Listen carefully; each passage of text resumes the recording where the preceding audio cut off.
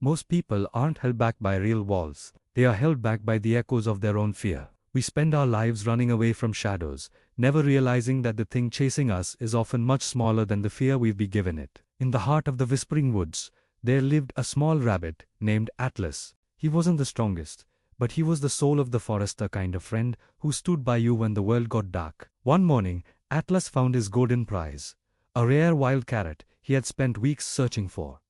It was more than just food. It was a reward for his persistence. But as he crossed the silver river, a single slip changed everything. He watched, paralyzed, as his prize was swept away by the current and lost forever beneath the great waterfall. Broken and exhausted, Atlas didn't want to fight anymore.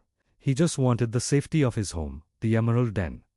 But as he stood at the entrance, the air grew cold. He whispered into the darkness, asking if anyone was there. No answer. He summoned his courage and shouted, "Who is in my home?" Suddenly, a voice like thunder erupted from the depths. "I am the breaker of bones. I am the one who crushes giants into dust. Step closer and become nothing." Fear, cold and sharp, ran through his veins. Atlas ran until he found Maverick the wolf. Maverick was a hunter who feared nothing, but when he heard that voice booming from the cave, his confidence shattered. He turned and hid in the brush. Then came Khan, the tiger, the king of the ridges. He roared his defiance. But the voice inside the cave roared back, claiming it had broken the spirits of 1,000 tigers. Khan, for the first time in his life, felt like prey and vanished into the trees. Even Baran the elephant, a living mountain of strength, felt his knees buckle. The voice didn't just sound strong. It sounded invincible. As the great beast sat in the shadows, trembling, a tiny frog named Pip hopped forward. The others mocked him. If the elephant ran, what can a frog do? Pip didn't answer with words. He answered with action. He hopped to the very edge of the darkness and looked the fear in the eye.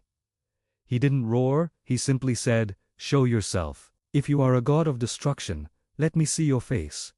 The voice boomed one last time, but Pip didn't flinch. And then, crawling out from the shadows, came a tiny, lime-green caterpillar named Kobe. Because of the unique echoes of the cave, Kobe's tiny chirps had been amplified 1,000 times. The monster was nothing more than a lost bug with a loud echo. The forest didn't just laugh.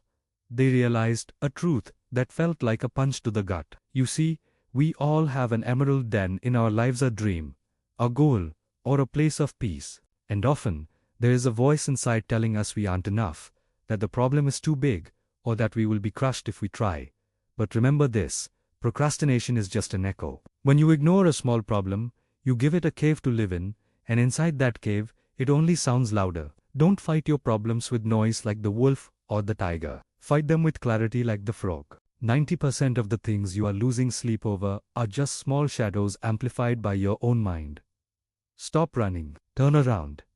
Walk back to the mouth of that cave and look closer. You will find that the bone breaker you've been fearing is just a tiny obstacle waiting for you to step over it. The question isn't whether the monster is real. The question is, are you brave enough to stop listening to the echo?